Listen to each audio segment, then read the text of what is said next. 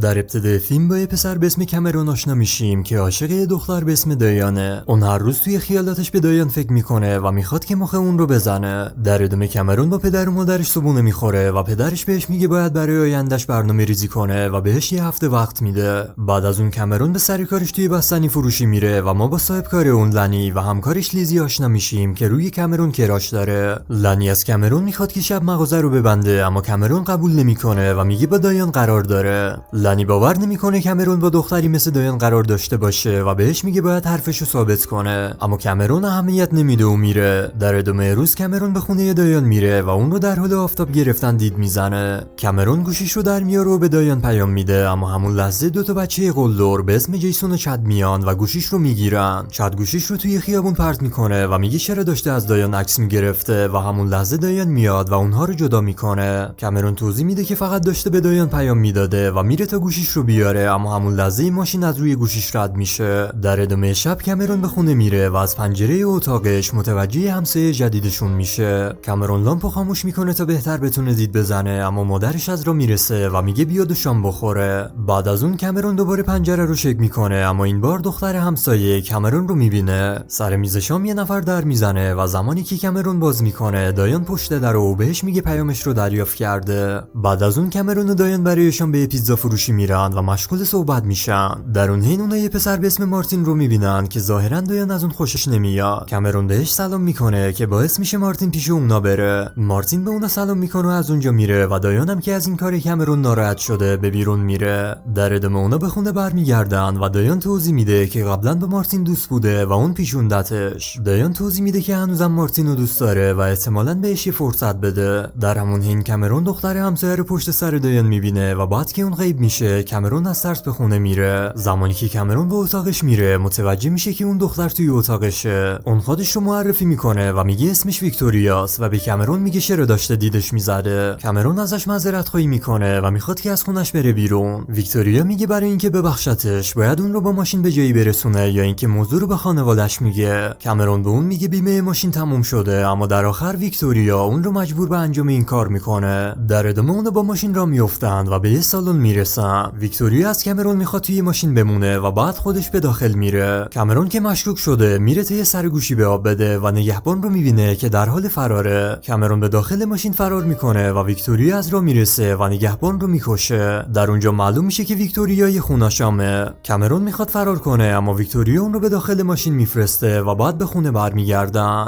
در راه برگشت ویکتوریا بهش میگه اگه قرار رانندش باشه باید آروم باشه. کامرون که حسابی ترسیده میگه این آخرین باریه که رانندشه، اما ویکتوریا میگه بهش اعتماد کرده و اگه رانندش نشه میکشتش. بعد از اونها به خونه میرسن و ویکتوریا ازش تشکر میکنه و میبوستش و بعد به خونه میرن. روز بعد کامرون از خواب بیدار میشه و پدرش در مورد خونه روی ماشین ازش توضیح میخواد. کامرون که دست و پاشو گم کرده همون لحظه ویکتوریا به کمکش میاد و میگه اون خونه ی آهوه که دیشب با ماشین برخورد کرده. در ادامه با پدرش صحبت میکنه و میگه اجازه بده پسرش رانندش بشه و پدر کامرون قبول میکنه. اون توضیح میده که به دروغ گفته ماشین بیمه نداشته. بعد از اون کامرون به سر کارش میره و مارتین هم پیشش میاد تا باهاش در مورد دایان صحبت کنه. مارتین ازش میخواد بهش کمک کنه تا مخ دایان رو بزنه و کامرون هم قبول میکنه. در ادامه کامرون پیش دایان میره و موضوع مارتین رو بهش میگه و دایان هم موافقت میکنه تا به مارتین یه شانس دیگه بده. شب همون روز کامرون آماده میشه تا با ویکتوریا به یه مأموریت دیگه برن. بعد از اونها به یه سالن دیگه میرن و ویکتوریا یه نفر دیگه رو میکشه. کامرون حسابی از اتفاقی که افتاده شوکه میشه و بعد این دو نفر به خونه برمیگردن. زمانی که کامرون توی تخته ویکتوریا هم اونجا میره و باهاش صحبت میکنه. اون حقیقت رو به کامرون میگه و توضیح میده که بیشتر از 200 سال عمر داره و کسایی هم که کشته خوناشمایی بودن که شوهرش رو کشتن. در ادامه اون به کامرون میگه میخواد انتقام بگیره و دو نفر دیگه از اونها باقی موندن و بعد از گرفتن انتقامش از اونجا میره. کامرون که متوجه میشه اون یه قاتل نیست خوشحال میشه و میگه باهاش همکاری میکنه. صبح روز بعد مارتین کامرون رو از خواب بیدار میکنه و میگه برای فردا شب با دایان قرار گذاشته. اون از کامرون میخواد که باهاش بیاد و بهش کمک کنه. کامرون بهش میگه سر شلوغه، اما قبول میکنه برای یه ساعت به اونجا بره. در ادامه شب کامرون و ویکتوریا به مأموریت دیگه میرن و ویکتوریا بهش میگه مکان نفر آخر رو پیدا نکرده و هنوز داره دنبالش میگرده. بعد از اونها به یه اداره میرن و کامرون هم میخواد به اون کمک کنه، اما ویکتوریا بهش میگه همونجا بمونه. در ادامه ویکتوریا به سراغ اون خونه‌شام میره و کامرون هم یواشکی دنبالش میکنه. همون لحظه اون خونه‌شام با اسلحه به به ویکتوریا شلیک میکنه و کامرون هم میاد تا حواسش رو پرت کنه، اما به کامرون هم شلیک میکنه. ویکتوریا موفق میشه که اون رو بکشه و بعد به سراغ کامرون میره و متوجه میشه که اون آسیبی ندیده. ویکتوریا از اینکه اون خودش رو به خطر انداخته ناراحت میشه و بعد به خونه برمیگردن. صبح روز بعد سر کار لیزی میخواد کامرون رو به یک کنسرت دعوت کنه، اما کامرون میگه سر شلوغه و بهتره بذاره واسه یه روز دیگه. در ادامه با مارتین دایان به سر قرار میره و همون لحظه ویکتوریا به سراغش میاد و کامرون رو از اونجا میبره. توی پارکینگ ویکتوریا به کامرون میگه اگه دایان رو دوست داره چرا میخواد اون رو با مارتین دوست کنه. کامرون توضیح میده مارتین آدم خنگیه و زمانی که دایان کاملا اون رو بشناسه ترکش میکنه و پیش اون میاد. ویکتوریا بهش میگه ممکنه دایان اصلا اون رو دوست نداشته باشه و بعد اونها از اونجا میرن. در ادامه شب اونو به محل کار کامرون میرن و اون دو تا بچه قلدر رو میبینن. کامرون موضوع رو به ویکتوریا میگه و اونم میره توی دعوا را بندازه. در ادامه چت و کامرون دعوا میکنن، اما چت حسابی کامرون رو کتک میزنه. بعد از اون ویکتوریا یه استراتژی به کامرون یاد میده و اون موفق میشه که چت رو از پا در بیاره. اونا به داخل ماشین میرن و ویکتوریا کمی از خون خودش رو به کامرون میده تا زخماش خوب بشن. در ادامه اونا به خونه برمیگردن و کامرون به خاطر خوردن خون ویکتوریا خوب شده و حسابی انرژیش بالا رفته.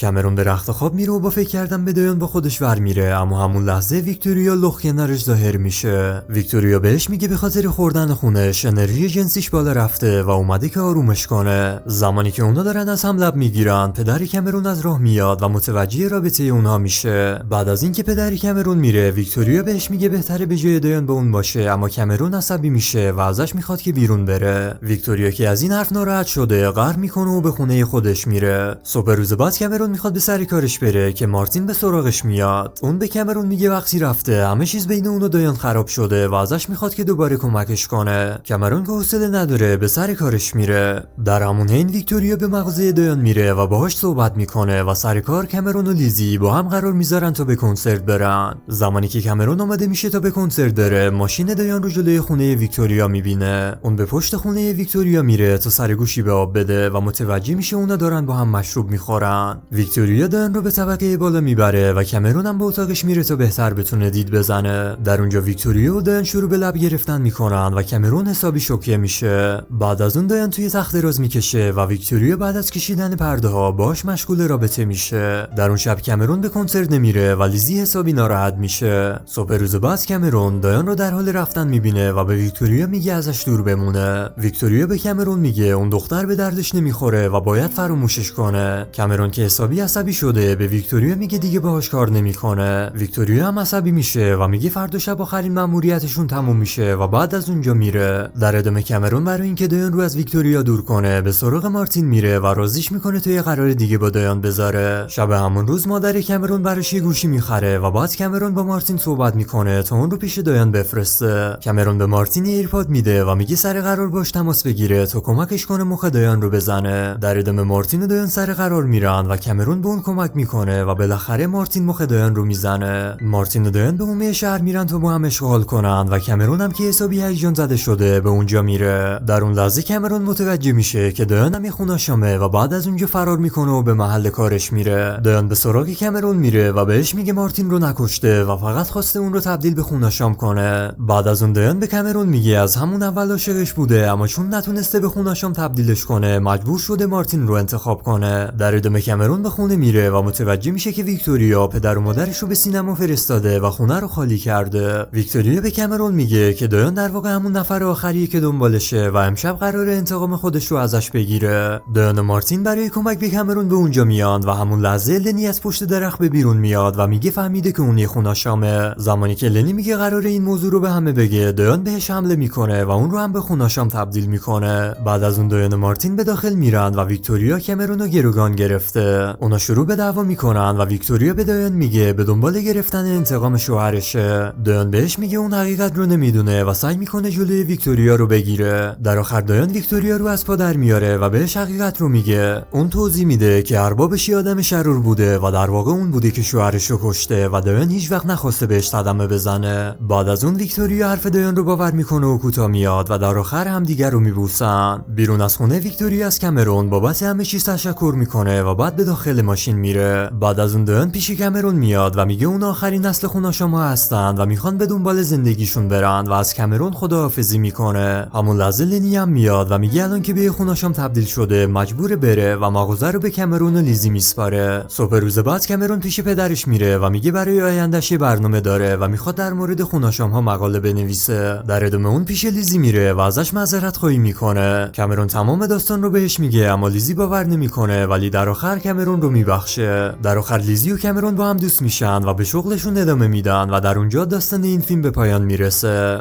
ممنون که تا پایان این ویدیو با ما همراه بودین. لطفاً برای حمایت ویدیو رو لایک و کانال رو سابسکرایب کنید.